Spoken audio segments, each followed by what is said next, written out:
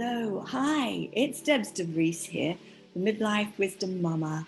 I'm here in the Eden Room, and as is my absolute pleasure and joy, I'm here to bring you some solace, I hope, some guidance, and some insight and wisdom on the sometimes very stormy passage that is the midlife passage that we women undergo.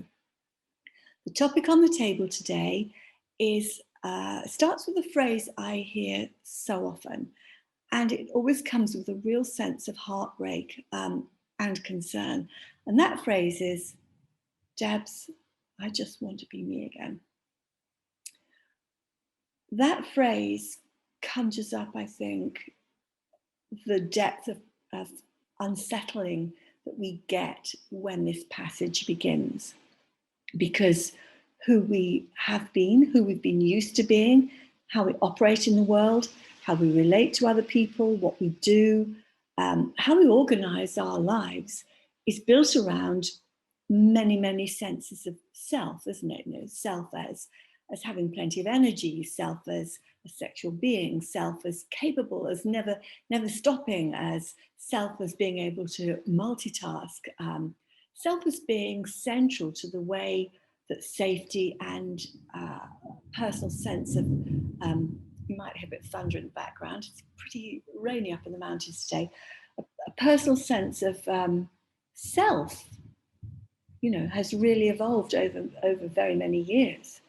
So having this foundation start to wobble is bizarre. It's very unsettling sometimes. It operates sometimes at a really low level, like the women I work with will be thinking and feeling this, but they won't be talking about it.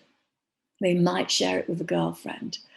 But underneath that layer, there's a sense of concern, anxiety, worry, loss. Does this mean I'm unwell? Is this age? Is this what it's like to be old? Can't do anything I really want to. There's a sense of fear. What if this continues? How are these things going to get done? Who am I going to be? Am I going to be valued? Am I going to continue to give and perform the way that I have done?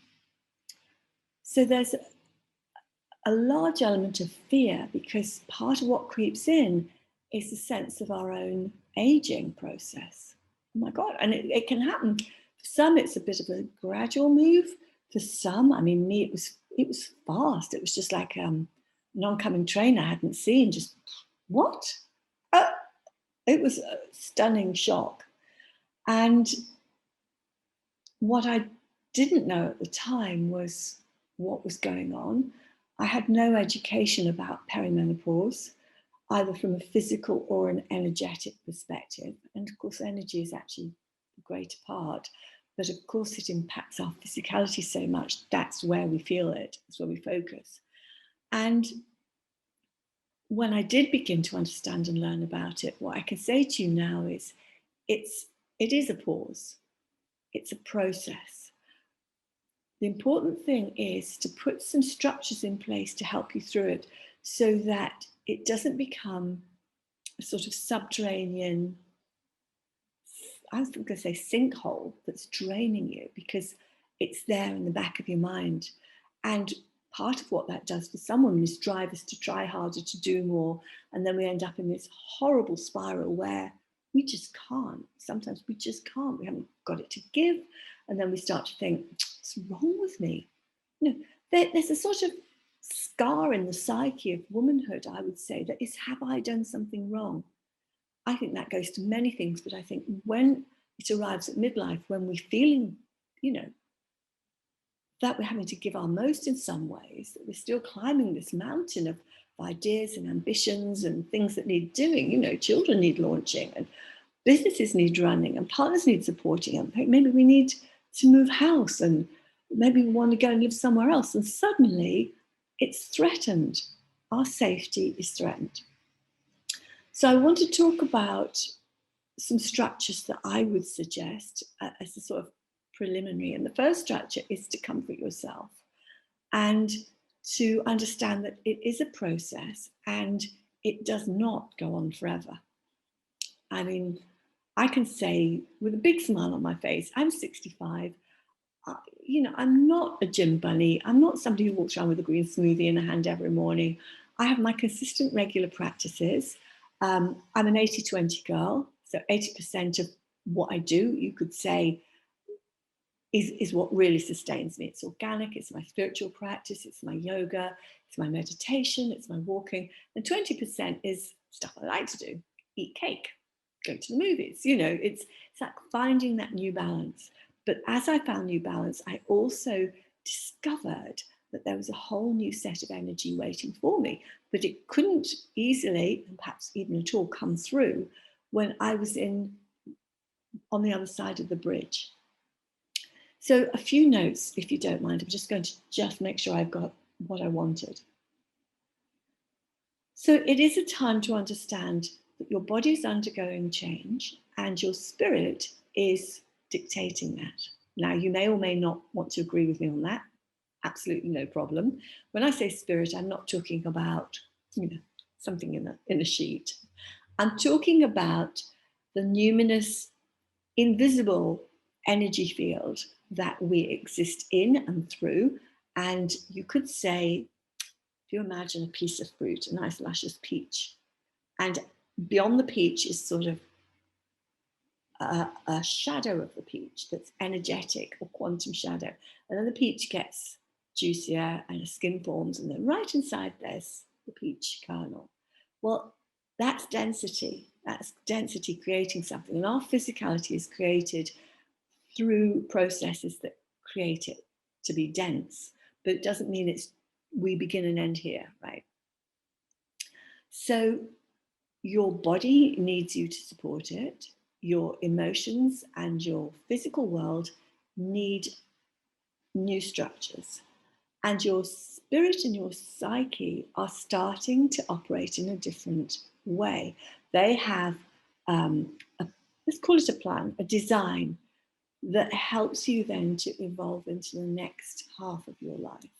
It's there. Most women don't always get there, and that's really sad, because we all have the potential. And this foundational time is also a teaching.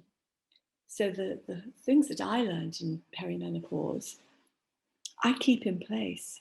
What I learned then, how to run my energy, how to protect my energy, how to develop more energy, came as a result of having to get off one operating system and learn how to be ready for the next operating system. So your world is predicated on what you can do at the moment. So you're going to have a lot of stuff going on. In our culture, we're very often getting to perimenopause, which starts around 44 years of age, as the estrogen levels and some other hormones start to reduce. We have young children, maybe teens. It's hard. Businesses, partners, school runs, work, elders to care for, our own stuff that we want to take care of. That a lot is crowded in. But what I would say is, you need to have a bit of an honest review. You need to have a radically honest review. And what I've said is, I want you to untangle yourself from the roles and see them as things that need doing, not things you have to do. It's pretty important. So you may run a business. Well, if you run a business or you run a team, you have to understand what roles need to come together to contribute to the outcome, the outputs of that team. You don't think about people at that point, certainly if you're not like an organizational consultant like me. You look at the things that need doing, and then you determine who or what is the best resource to bring in to do that thing. Does the ironing really need doing? Check that. If it does, who could do it? Who else could do it? And that's a bit of a process to go through. Does it have to be me? Now, it sounds a little bit unkind, but the ego will cry, yes, of course, nobody else can do it. You'll have to explain it to other people. It'll be quicker. Somebody's going to be grumpy. There's a lot of tanglement, emotional tanglement around our roles. So this is the time as well when you've had a bit of an honest review that you may want to have a discussion with those nearest to you, whatever that looks like. Could be close colleagues, could be partner and children, because we need to educate generations to understand that when a woman reaches this time of her life, something's got to change. She's changing. And to do that in a way that's wholesome, in fact, owning it rather than trying to hide it, make out everything's good, or just get too worn out or weary or unapproachable that everybody's treading around you. These are the old ways. I mean, you know my age, right? I'm 65. So can't talk too much about my mother's experience because she died at 51 as a result of what I would call stifled Kundalini energy, mismanaged perimenopause in the extreme. But I do remember in 1971 that she began to get impossible to get close to in any way, and none of us understood it. God bless her. We really didn't. So the other thing to think about is your health. Now, I'm never one to say, oh, it'll all be all right, do your meditation, think positive thoughts. They all have a place. They absolutely do. But you must watch your health, right? Because you can get to a place in midlife where, again, you're ignoring signs and symptoms. I don't want you to do that. You know your own body, but things to really watch are bloating, persistent bloating that's not solved by changing your diet, getting rid of gluten or dairy or whatever. Low backache that never seems to go away and doesn't have a clinical reason in terms of spinal health. Heavy bleeding, right? Any bleeding that goes on really for more than 8 or 9 days, I think the medical profession say longer than that, is going to drain you, and it'll be a symptom of an imbalance in your progesterone and your estrogen. But get that checked, because mineral levels are really important. People talk about vitamins, yes, but they're a layer above minerals. So if you're draining iron, there's a lot of other processes. It doesn't matter how many bits you put in, aren't going to get kicked off because the iron just isn't there to transport them. So use medical support and if you have other practitioners, take a 360 view. Sadness or low mood that borders on depression that goes on for more than 2 weeks and recurs, you need to let somebody know you want some help around that. So this is not an abdication of responsibility, it's the reverse. And I would say sometimes we get so busy that we abdicate our own responsibility for our own health. So what have I put down here? Regular body work. Now that's up to you, but your body will appreciate certain kinds of massage. It will appreciate regular gentle walking, Tai Chi. And I would say if you are missing exercise or you're finding it difficult, just swap what you do for something that's a bit less demanding. Now, some people find that in menopause, they actually find creating a lot of heat, like going for long runs, really helps. That's not my body type, and I'm always cautious of using my physical health to override my mental body and my emotions. It's a balance. So what I'm saying here is we can get very fixated on the physical body, and that can make us feel better, but it actually hasn't quite done the work that we need to do with the emotions and the mental plane. So, for example, you might be struggling with an Ashtanga practice. Just swap out to Yin for a while. Don't drive yourself to the same standards that you have been. It will come back. Your energy will come back. You might want to try something new and gentle, like Tai Chi. I think it's fantastic. It really opens the meridians. It's body work in and of itself. Other kinds of body work in the right hands that can be really useful at this time are acupuncture. Again, keeping the energy flows of the body, the subtle and the not so subtle ones, open so that energy can move. I mean, we are movement. Life is movement, right? Nutritional tweaks, there isn't time for me here to talk about any of those, but if you know that your diet isn't supporting you and you're in a place where like I haven't got time or I'm cooking for other people or in that, stop. You have to take care of yourself. Nutritional and supplement tweaks can make a great deal of difference and your body will thank you. So where do we want to go from here? Yeah, emotionally, find a listener. Okay, find a listener. And it's great to talk to the girls, but if they're all in the same position, it might turn into a bit of an enhancement of the problem rather than a way forward out. So there was a phrase kicking around, pity party, not a nice phrase, but humans do have a tendency to bond over their wounds. You need to be around people who love you, respect you, completely get what's going on for you, and can give you some helpful pointers to keep moving you forward. So again, choose your company wisely on many fronts and tune in to things that you love, or maybe things you haven't done for a long time, or when you were a teen or coming out of uni, that really gave you pleasure. You may have lost touch with those along the way. And find a way of accessing a little bit more of that in your life. You need to stay connected to pleasure. There's a whole technology about that. It's not just a nice thing.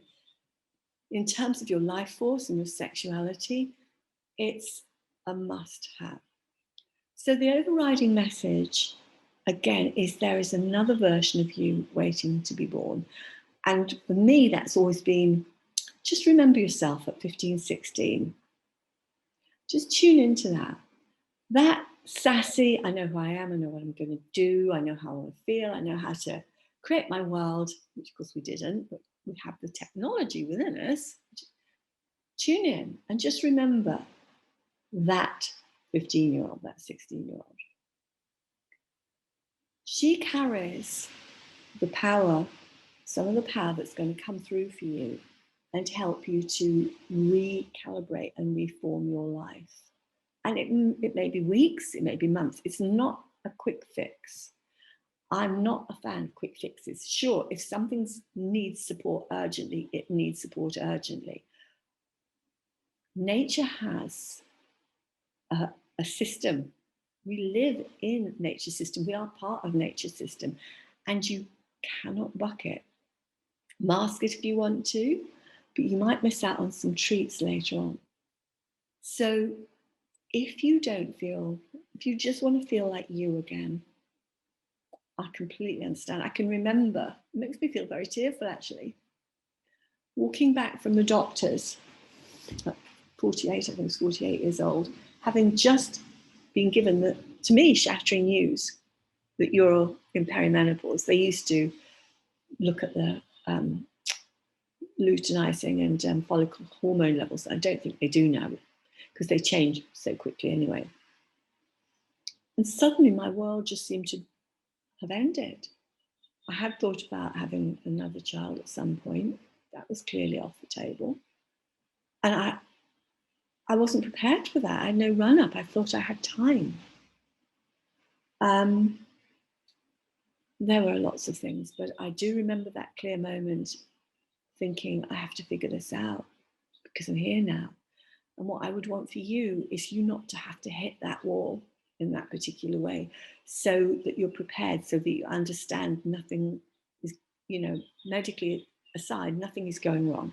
Right? You haven't done anything wrong, you've not made any mistakes. You are part of the great creative process of life itself, and she wants to recreate herself through you. So I would love to hear any insights or questions. You can get hold of me, of course, in the Eden Room. It's Debs De Vries. And there are so many more nuggets of midlife wisdom that I am looking forward to sharing with you. So be well, listen to this a couple of times, make a few notes, see what's working for you. And here's to the next amazing version of you.